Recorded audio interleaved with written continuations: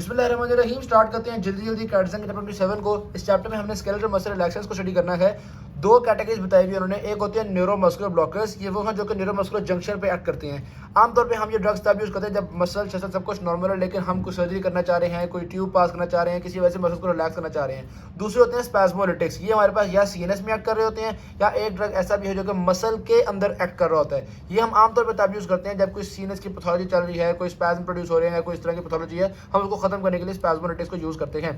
तो स्टार्ट करते हैं न्यूरोमस्कुलर ब्लॉकर्स को। पहले इसके अंदर जो न्यूरोमस्कुलर ब्लॉकर में फर्दर दो तरह के ड्रग्स हैं, यानी कि न्यूरोमस्कुलर ब्लॉकर्स ऐसे ड्रग्स हैं जिन्होंने न्यूरोमस्कुलर जंक्शन पे काम करना है। अब या तो ये डीपोलराइजेशन कॉज करेंगे, यानी कि सिग्नल्स भेजेंगे और इतनी डीपोलराइजेशन कॉज कर देंगे, इतनी कॉज कर देंगे मसल बेचारा थक जाएगा, ठीक है, और मसल इंपल्स को रिस्पॉन्ड करना छोड़ देगा। डीपोलराइजिंग न्यूरोमस्कुलर ब्लॉकर में एक ही नाम इंपॉर्टेंट है, सक्सिनेलकोलिन। दूसरे होते हैं नॉन डीपोलराइजिंग। जो नॉन डीपोलराइजिंग होती हैं वो जाहिर सी बात है एंटागोनिस्ट होते हैं, यानी कि वो एसिटाइलकोलिन को काम नहीं करना देते। तो इसमें हमारे पास सारे फहरिस्त नाम आता है ट्यूबोक्लोराइन का। ओवरऑल जो न्यूरोमस्कुलर ब्लॉकर्स होते हैं उनको हम पार एंट्रोली देते हैं। ओवरऑल न्यूरोमस्कुलर ब्लॉकर्स चूंकि क्वाटर्नरी अमाइन है इसलिए वो सीएनएस के अंदर पेनिट्रेट नहीं करते, इसलिए उनके सीएनएस साइड इफेक्ट्स नहीं होते। ऑलराइट जी। इसके अलावा अगर देखा जाए तो ये इनका मेटाबॉलिज्म देखा जाए तो ये किडनी के थ्रू भी निकलते हैं और कुछ ऐसे भी हैं जो कि लिवर में मेटाबोलाइज होकर बाइल के थ्रू निकलते हैं। जो लिवर में मेटाबोलाइज होने वाले हैं उनकी हाफ लाइफ कम होती है एज कम्पेयर टू किडनी वाले। एक जरा इंपॉर्टेंट काम है और वो ये है कि जो आपके पास एट्राक्यूरियम होता है वो जब मेटाबोलाइज होता है तो वो बनाता है लोडोनोसिन, और लोडोनोसिन पेशेंट के अंदर सीजर्स कॉज करता है, इसलिए इंपॉर्टेंट है। इसको हम नाम देते हैं हॉफमैन एलिमिनेशन। एट्राक्यूरियम इसलिए यूज़ नहीं करते क्योंकि ये लोडोनोसिन बना रहा है। अलबत्ता अगर यूज़ करना ही हो तो फिर हमारे पास इसका एक आइसोमर होता है जिसका नाम है सिस एट्राक्यूरियम, क्योंकि सिस एट्राक्यूरियम थोड़ा लोडोनोसिन कॉज करता है, इसकी वजह से सीजर होने के चांसेस कम होंगे। तो ये हमारे पास हॉफमैन एलिमिनेशन वाली बात भी हो गई, सिस एट्राक्यूरियम की बात भी हो गई। आगे चलते हैं हम मैकेनिज्म एक्शन की तरफ। तो मैंने डिस्कस किया था कि दो तरह के न्यूरोमस्कुलर ब्लॉकर्स हैं, एक नॉन डीपोलराइजिंग और एक डीपोलराइजिंग। जो नॉन डीपोलराइजिंग है उनका तो बड़ा सिंपल सा मैकेनिज्म एक्शन है कि भाई उन्होंने आपके पास ये अगर प्री सिनेप्टिक है और ये आपके पास पोस्ट सिनेप्टिक है, तो यहाँ पे जो आपके पास एसिटाइलकोलिन के रिसेप्टर्स होते हैं, निकोटिनिक रिसेप्टर्स होते हैं, जाहिर बात है यहाँ से एसिटाइलकोलिन रिलीज होनी होती है, तो ये यहाँ पे जाकर लग जाते हैं और एसिटाइलकोलिन को नहीं लगने देते। जाहिर बात है जब एसिटाइलकोलिन नहीं लग सकेगी तो वो आगे मसल के अंदर कॉन्ट्रैक्शन कॉज नहीं कर सकेगी, लेकिन इनका इफेक्ट रिवर्स किया जा सकता है। कैसे रिवर्स किया जाता है? देखो, जहाँ पे एसिटाइलकोलिन ने लगना था वहाँ पे उन्होंने कब्जा कर लिया है, तो अगर एसिटाइलकोलिन की क्वांटिटी बहुत ज़्यादा बढ़ जाएगी तो एसिटाइलकोलिन जाहिर बात है कब्जा छुड़ा लेगा और अपना एक्शन प्रोड्यूस कर सकेगा।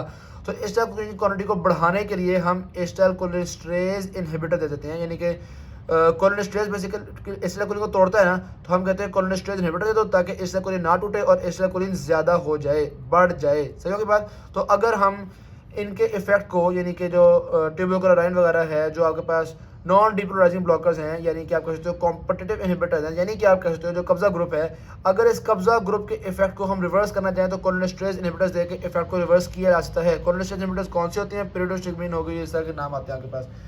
पोस्ट एंटीपोटेंशिएशन वगैरह को छोड़ें, वो मुश्किल कॉन्सेप्ट है। अच्छा, यहाँ पे वो बात कर रहे हैं लार्जर मसल्स जो होते हैं उनके ऊपर देर से असर होता है इन ब्लॉकर्स का, और लार्जर मसल्स ब्लॉकर के असर से जल्दी निकल आते हैं। जाहिर बात है बड़े हैं भाई, उनको इफेक्ट करना थोड़ा मुश्किल होता है। पोस्ट एंटीपोटेंशिएशन हम लोग बेसिकली ना डिटेल से डिस्कस कर चुके हैं, जो हमारी लंबी वीडियो होती है, तो यहाँ पे एग्जाम में कभी कभी पूछते हैं, इतनी कोई इंपॉर्टेंट चीज़ नहीं है। उसके अलावा बता रहे हैं एंडोट्रेकियल इंट्यूबेशन के अंदर हमें बहुत रैपिडली एक्टिंग चीज़ चाहिए होती है, वो है रोकोरोनियम। ऑलराइट, ये हो गया नॉन डीपोलराइजिंग। फिर डीपोलराइजिंग न्यूरोमस्कुलर ब्लॉकर की बात कीजिए, इसके दो फेजेस होते हैं। डीपोलराइजिंग न्यूरोमस्कुलर ब्लॉकर होता है सक्सिनेलकोलिन। ये क्या करता है बेसिकली कि आपके पास जो ये मसल है और ये आपके पास आ गया नर्व, तो ये आपके पास इन्हीं रिसेप्टर्स पर जाके लगेगा, लेकिन ये एसिटाइलकोलिन के एक्शन को रोकता नहीं है, बल्कि ये एगोनिस्ट है एसिटाइलकोलिन का। यानी कि जैसा कि एसिटाइलकोलिन ने यहाँ पे कॉन्ट्रैक्शन कॉज करवानी थी, डीपोलराइजेशन करवानी थी, ये भी डीपोलराइजेशन करवाती है, लेकिन मसला ये एसिटाइलकोलिन तो आती है और साथ ही वापस चली जाती थी ना, ये आगे चिपक ही जाते हैं और ये मुसलसल डीपोलराइजेशन करते रहते हैं, क्योंकि ये यहाँ पे एसिटाइलकोलिन मेटाबोलाइज होती थी एसिटाइलकोलिनेस्टेरेज से, सक्सिनेलकोलिन एसिटाइलकोलिनेस्टेरेज से मेटाबोलाइज होती कोई नहीं। ये किससे मेटाबोलाइज होती है? ये मेटाबोलाइज होती है सूडोकोलिनेस्टेरेज से या फिर ब्यूटाइल कोलिनेस्टेरेज से। और सूडोकोलिनेस्टेरेज और ब्यूटाइल कोलिनेस्टेरेज जो होता है वो ब्लड के अंदर होता है और लिवर के अंदर होता है, सिनैप्स के अंदर नहीं होता। इस वजह से सक्सिनेलकोलिन सिनैप्स के अंदर काफ़ी देर रहती है और काफ़ी ज़्यादा एक्शन कॉज करती है। जब ये मुसलसल डीपोलराइजेशन करती रहेगी तो मसल जो होगा वो थक जाएगा, वो कॉन्ट्रैक्शन करना छोड़ देगा। मसल हमेशा तब कॉन्ट्रैक्शन करता है अगर डीपोलराइजेशन रिपोलराइजेशन डीपोलराइजेशन रिपोलराइजेशन ऐसे होता रहे तो मसल कॉन्ट्रैक्ट करता रहता है, ठीक है। वो अगर पता है ना वॉक अलोंग थ्योरी, वो ऐसे करके कॉन्ट्रैक्शन होती चली जाती है। लेकिन अगर मुसलसल डीपोलराइजेशन रहेगी तो ये थक जाएगा, ये आपकी आने वाली इंपल्स को रिस्पॉन्ड करना छोड़ देगा, इसको हम कहते हैं फेज 1 न्यूरोमस्कुलर ब्लॉकेज बाय सक्सिनैल्कोलिन। जब काफ़ी देर सक्सिनैल्कोलिन काम करता रहे तो ये जो रिसेप्टर्स हैं ये ढीठ हो जाते हैं, कहते हैं भाई मैंने सक्सिनैल्कोलिन को रिस्पॉन्ड करना ही नहीं, ऐसी की तैसी भाड़ में जाओ, हम नहीं कॉन्ट्रैक्शन करते, ठीक है। तो ये कहलाते हैं डीसेंसिटाइजेशन, इसको कहते हैं फेज 2। फेज 1 के अंदर अगर आप एसिटाइलकोलिन ज़्यादा दे भी दो तो कोई फर्क नहीं पड़ेगा, क्योंकि ऑलरेडी मसल थक गया हुआ है। अब आप मजीद स्टिमुलस दोगे मसल और थकेगा, कुछ काम नहीं होगा, मसल पैरालिसिस कंटिन्यू रहेगा। लेकिन फेज 2 में जब रिसेप्टर्स ढीठ हो चुके हैं, वो कहते हैं यार एसिटाइलकोलिन को ज़्यादा रिस्पॉन्ड करने का दिल नहीं कर रहा, तब अगर आप एसिटाइलकोलिन की ढीठ हो गया, वो कहते हैं सक्सिनैल्कोलिन को रिस्पॉन्ड करने का दिल नहीं कर रहा, तब अगर आप एसिटाइलकोलिन की कंसंट्रेशन को इंक्रीज करोगे तो जाहिर बात है एसिटाइलकोलिन इनसे रिक्वेस्ट करेगा यार देखो चलो सक्सिनैल्कोलिन से दुश्मनी है, मेरी तो बात मानो ना थोड़ी बहुत, तो कहेंगे अच्छा चलो ठीक है थोड़ी बहुत कॉन्ट्रैक्शन कर लेते हैं हम।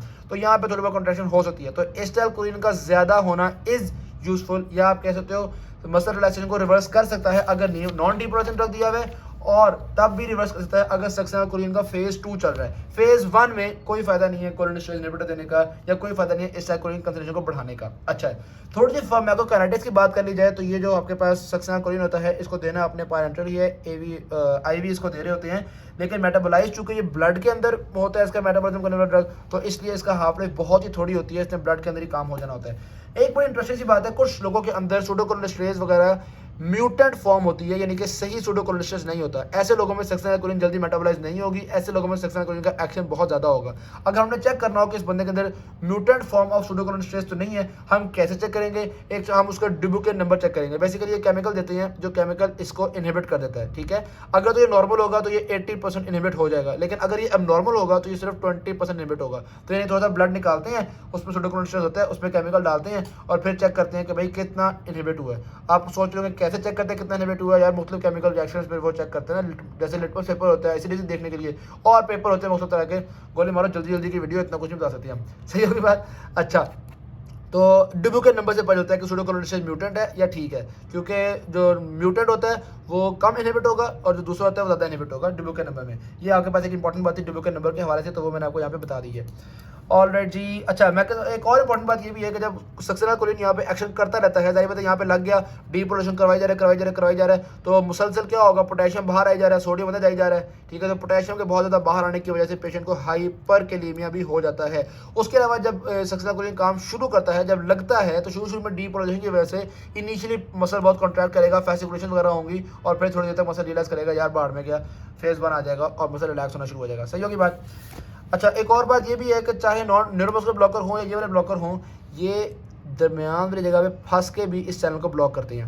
ओके बात। अच्छा, आगे चलते हैं reversal of blockage. Reversal of blockage कैसे करेंगे नॉन डिपोलराइजिंग के लिए? तो एक काम बड़ा सिंपल हमने पढ़ लिया था, और वो था एसिटाइलकोलिन की कंसंट्रेशन को बढ़ा दो विद द हेल्प ऑफ नियोस्टिगमीन या पेरिडोस्टिगमीन। अब एक और भी है, वो है ये जो है ना ट्यूबोक्लोराइन यानी कि नॉन डिपोलराइजिंग न्यूरोमस्कुलर ब्लॉकर, इनका केमिकल एंटागोनिस्ट है, यानी ट्यूबोक्लोराइन को झप्पी डाल लेता है और कहता है मैं तुम्हें काम नहीं करने दूंगा।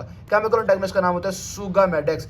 ये ट्यूबोक्लोराइन को नहीं बल्कि जो स्टेरॉयड यानी कि न्यूरोमस्कुलर ब्लॉकर जो होते हैं ना, इनमें से कुछ होते हैं स्टेरॉयड बेस्ड, ठीक है। तो जो स्टेरॉयड बेस्ड होंगे सुगामेडेक्स सिर्फ उन्हीं पे काम करेगा, ऑलरेडी उनका केमिकल एंटागोनिस्ट होता है सुगामेडेक्स। यहाँ तक बात सिंपल थी, कोई ऐसी मुश्किल बात नहीं थी। सुगामेडेक्स के एडवर्स इफेक्ट्स क्या होते हैं? Anaphylaxis, marked bradycardia, कोएगुलोपैथी। ऑल्दो बहुत थोड़े लोगों में ये इफेक्ट्स आते हैं, लेकिन 12 इफेक्ट्स यही हैं। टॉक्सिटी की बात की जाए तो भाई रेस्पिरेटरी पैरालिसिस हो सकता है, जिसकी वजह से हमें पेशेंट को मैकेनिकल वेंटिलेशन देनी पड़ती है। उसके अलावा ऑटोनॉमिक इफेक्ट्स होते हैं, जाहिर सी बात है जब हमने एसिटाइलकोलिन के एक्शंस को रोका हुआ है तो ऑटोनॉमिक नर्वस सिस्टम में भी तो एसिटाइलकोलिन यूज हो रही थी ना, तो वहाँ भी इफेक्ट्स आएंगे आपके पास। उसके अलावा हिस्टामिन रिलीज करवाया जाता है, खासतौर पर ट्यूबोक्लोराइन और मिवाक्यूजम हिस्टामिन रिलीज करवाते हैं, तो ये तो हम कहते हैं कि इसका यूज़ कम ही करते हैं हम, लेकिन कुछ ना कुछ हिस्टामिन रिलीज आपके पास एट्राफ्यूरियम और सक्सिनैल्कोलिन भी करवाता है। एट्राफ्यूरियम भी आपको याद होगा हॉफमैन एलिमिनेशन की वजह से हम खास यूज़ करते नहीं है, लेकिन सक्सिनैल्कोलिन बार पता होना चाहिए हिस्टामिन रिलीज भी एडवर्स इफेक्ट होता है। सक्सिनैल्कोलिन के पर्टिकुलर एडवर्स इफेक्ट्स हैं और कुछ पेशेंट्स में एडवर्स इफेक्ट्स ज़्यादा होते हैं। एक एडवर्स इफेक्ट है मसल पेन, किन में ज़्यादा होगा? जिन लोगों के बहुत ज़्यादा मसल होते हैं, हैवी बॉडी बिल्डर्स के अंदर मसल पेन कॉज होता है सक्सिनैल्कोलिन। नंबर 2, हाइपरकैलेमिया का एडवर्स इफेक्ट है, बहुत इंपॉर्टेंट एडवर्स इफेक्ट है, क्योंकि हाइपरकैलेमिया की वजह से कार्डियक अरेस्ट हो सकता है। किन लोगों में ज़्यादा हाइपरकैलेमिया करवाता है? ये जिनके अंदर कोई बर्निंग हो या कोई भी ऐसी चीज़ हो जिसमें सेल्स तबाह हो रहे हैं, क्योंकि सेल्स की तबाही में पोटेशियम बाहर आता है और हाइपरकैलेमिया वैसे भी हो रहा होता है, सही होगी बात। उसके अलावा पेट के अंदर गैस्ट्रिक वो कॉन्ट्रैक्शन के थ्रू गैस्ट्रिक रीगजिटेशन करवाएगा, क्योंकि जो इसोफेगस है वो रिलैक्स कर देगी। किन लोगों के अंदर रीगजिटेशन के चांसेस ज़्यादा होंगे? जिनको डायबिटीज़ है या इसोफेजियल डिसफंक्शन है या ओबेसिटी है। ओके की बात ये होगी सक्सेनाइलकोलिन के पर्टिकुलर एडवर्स इफेक्ट्स। फिर आते हैं ड्रग इंटरेक्शंस। भाईजान अगर इनहेल एनेस्थेटिक के साथ सक्सेनाइलकोलिन दे दिया ना तो कभी इम्कान है कि न्यूरोमस्कुलर ब्लॉकर्स का एक्शन बहुत बढ़ जाएगा।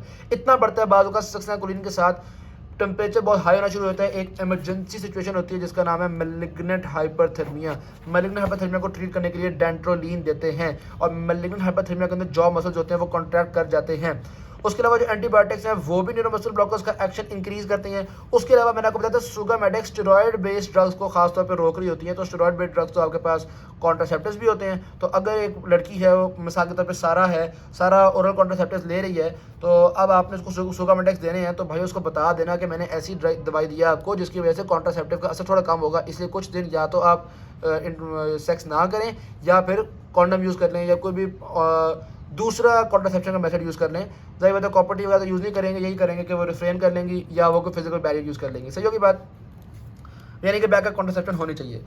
फिर आते हैं कि अगर पेशेंट के अंदर एजिंग हुई हुई है या मायस्थीनिया ग्रेविस है तो जाहिर बात है उसके अंदर पहले ही रिसेप्टर्स थोड़े होंगे, तो उनके अंदर थोड़ा न्यूरोमस्कुलर ब्लॉकर देंगे तो काम काफ़ी अच्छा हो जाएगा। और अगर पेशेंट में बर्न्स हुए हुए हैं या अपर मोटर न्यूरॉन डिजीज़ है तो ऐसे पेशेंट में हाइपर एक्टिव हुए हुए होते हैं मसल्स, तो ऐसे केस में ज़्यादा न्यूरोमस्कुलर ब्लॉकर देना पड़ता है। फिर आते हैं स्पैस्मोलिटिक ड्रग्स। हमारे पास स्पैस्मोलिटिक ड्रग्स ऐसी सिचुएशन में देते हैं जिसमें सीएनएस से बहुत ज़्यादा सिग्नल्स आ रहे हैं। मुख्तलिफ तरह के स्पैस्मोलिटिक ड्रग्स होते हैं, देखते हैं वो क्या क्या काम करवाते हैं। एक है जी डायज़ेपम। वो क्या काम करता है? गाबा ए रिसेप्टर्स पे काम करके इनहिबिट करता है, तो वो हो गया आपके पास बेंजोडायज़ेपिन है। दूसरे को ऐसे ड्रग्स होते हैं जो कि प्री सिनेप्टिक और postsynaptic GABA B receptors पे ऐड करके इनहिबिशन कॉज करवाते हैं। इसमें नाम आता है आपके पास बेक्लोफेन। बेक्लोफेन बड़ा इंपॉर्टेंट है, खास तौर पे रिफ्रैक्टरी केसेस के अंदर हम लोग इंट्राथीकल बेक्लोफेन भी दे देते हैं। सही।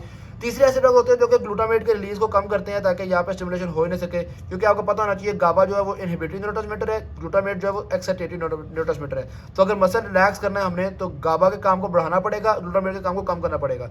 तो ग्लूटामेट के रिलीज को कम करते हैं आपके पास इडरोसिलामाइड और रिलुजोल, जो कि हम खास तौर पे ALS यानी कि एमायोट्रोपिक लेटरल स्क्लेरोसिस में यूज़ करते हैं। उसके अलावा एक और ड्रग होता है आपके पास जो कि अल्फा 2 को स्टिमुलेट करता है। अल्फा 2 बेसिकली यहाँ पे न्यूरोट्रांसमीटर के रिलीज को कम करता है। तो अल्फा 2 को स्टिमुलेट क्लोनिडीन करता है, उसी से सिमिलर ड्रग है टिज़ैनिडीन। तो टिज़ैनिडीन भी स्केलेटल मसल रिलैक्सेशन करेगा क्योंकि ये भी ग्लूटामेट के रिलीज को कम करता है। सर के बाद हमने बेक्लोफेन पढ़ लिया, डायज़ेपम पढ़ लिया, टिज़ैनिडीन पढ़ लिया, ये वाले ही पढ़ लिए। उसके अलावा बोtulinum टॉक्सिन होता है, ये हम लोग बोटॉक्स एंटी एजिंग में भी यूज़ कर रहे होते हैं। ये भी एसिटाइलकोलिन के रिलीज को कम कर रहा होता है। इसी तरह गाबापेंटिन गाबालिन है, ये भी मल्टीपल स्क्लेरोसिस में हम देते हैं। ये भी आपके पास स्पैस्मोलिटिक ड्रग्स हैं। ये सारे ड्रग्स हैं जो कि CNS पे काम कर रहे हैं। अब एक ड्रग ऐसा भी है जो कि खासतौर पर मसल के अंदर काम करता है, वो है डेंट्रोलिन। ये मसल के जो सार्कोप्लाज्मिक रेटिकुलम से कैल्शियम निकलता है उस कैल्शियम को कम करता है। और आपको पता है इसने खासतौर पर मैलिग्नेंट हाइपरटेंशन को ट्रीट करना है। मैलिग्नेंट हाइपरटेंशन हुई कैसे थी? जब हम एनेस्थीसिया और सक्सेनाइलकोलिन साथ साथ दे रहे हैं या इसी तरह कोई ड्रग इंट्रैक्शन की वजह से आमतौर पे हो रही होती है। टॉक्सिसिटी की बात की जाए, सेडेशन होती है। सबसे ज्यादा सेडेशन डायज़ेपम करवाता है, उससे कम बेक्लोफेन, उससे कम डेंट्रोलिन। उसके अलावा कुछ ना कुछ ड्रग से अगर क्रोनिक यूज़ करें तो टॉलरेंस भी डेवलप हो जाती है। हमें करना ही चाहिए जब भी ये ड्रग छुड़वाएं पेशेंट को तो आहिस्ता आहिस्ता इसकी डोज कम करनी चाहिए। ऑलराइट। फिर ये सारे ड्रग्स थे जो कि क्रोनिक मसल स्पैज्म में यूज होते हैं। एक्यूट मसल स्पैज्म में साइक्लोबेंजापीन का नाम आता है। खैर इसके बहुत ज़्यादा क्लिनिकल यूजेस नहीं है। Thank you very much. Video अच्छी लगी शेयर कीजिएगा, चैनल सब्सक्राइब कीजिएगा। अल्लाह हाफ़िज़।